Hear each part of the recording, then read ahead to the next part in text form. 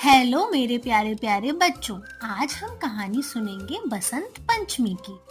चलिए चलिए जल्दी से कहानी की शुरुआत करते हैं। बसंत पंचमी का दिन था।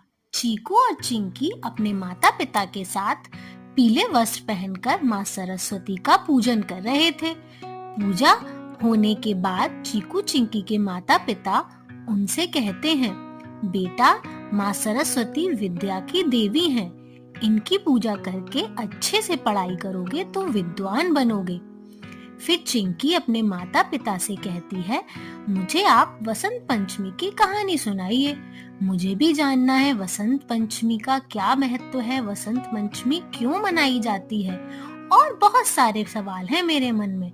इसीलिए आप मुझे वसंत पंचमी की कहानी सुनाइए।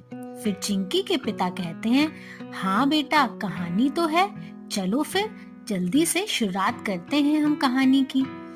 जब ब्रह्मा जी ने सृष्टि का निर्माण किया तो उन्होंने पेड़ पौधे, नदी, तालाब, पक्षी और जानवरों के साथ साथ इंसान बनाए। तो उस समय किसी की भी आवाज नहीं थी, सब कुछ शांत था। तब कोई बोल नहीं पाता था। फिर ब्रह्मा जी को लगा, ये क्या, बिना आवाज के तो कोई आनंद ही नहीं है। फिर उन्होंने विष्णु जी का स्मरण किया। फिर विष्णु जी आए। तब ब्रह्मा जी ने विष्णु जी को अपनी दुविधा बताई। विष्णु जी ब्रह्मा जी की दुविधा सुनकर असमंजस में पड़ गए। फिर उन्होंने माँ दुर्गा को याद किया। फिर माँ दुर्गा प्रकट हुई। उन्होंने इस समस्या का समाधान किया। उनके शरीर से दिव्य तेज प्रकट हुआ और फिर एक 4 भुजाओं वाली सुंदर कन्या प्रकट हुई, जिनका नाम था सरस्वती। उनके एक हाथ में वीणा थी, एक हाथ वर की मुद्रा में था, एक हाथ में माला थी और एक हाथ में पुस्तक। फिर जब सरस्वती माता ने वीणा बजाई और सृष्टि को आवाज प्राप्त हुई, चिड़िया चहचहाने लगी, शेर दहाड़ने लगा और इंसान बोलने लगे। यह थी माँ सरस्वती की कहानी। तो मेरे प्यारे बच्चों, हमने ये तो जान लिया कि बसंत पंचमी क्यों मनाई जाती है। अब हम जानेंगे कि हमें वसंत पंचमी को क्या क्या करना चाहिए।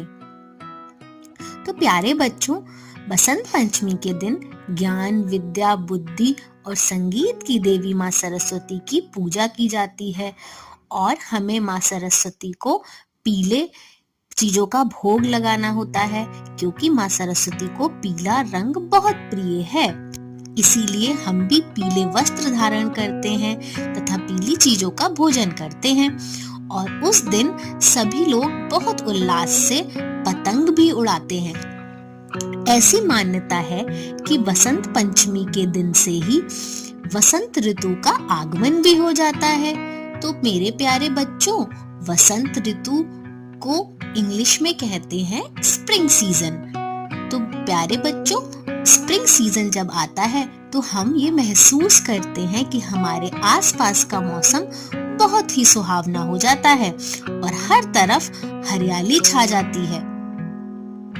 इसीलिए हम वसंत ऋतु के आगमन की खुशी में पतंग उड़ाते हैं और सब लोग खुश होकर झूमने लगते हैं। चलिए अब इस कहानी को यहीं समाप्त करते हैं और मिलते हैं एक नई कहानी के साथ। तब तक के लिए सभी को हैप्पी बसंत पंचमी।